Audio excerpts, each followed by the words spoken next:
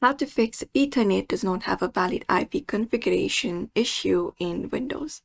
Hi everybody and welcome back to our channel. In today's video, we are going to provide you with a step-by-step tutorial that we can follow up.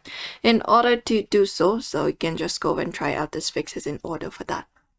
So the number one thing we can do is we can restart our PC. We can look out for the restart option and restart our PC.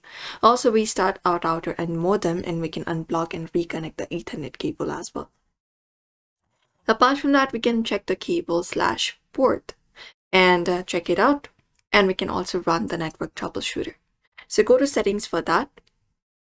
Inside settings, go to network and internet. And there look out for the option called status for your Ethernet or the Wi-Fi that you're connected to.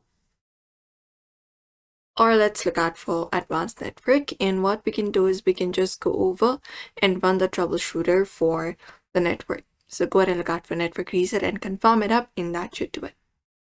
Apart from that, we can renew the IP address, which is very important. Press Windows key and then just go over and type in CMD. After that, you can run command prompt as an administrator. Just go over and do so. And once it is done, you can type in these commands right here.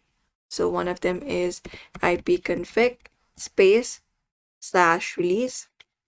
and the other one is ipconfig space/renew. After that, hit enter and you can reset up your network.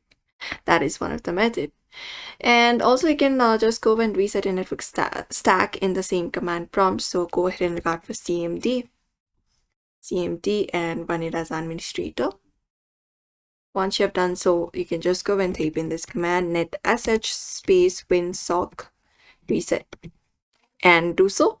Apart from that, look out for netsh int and type in IP reset.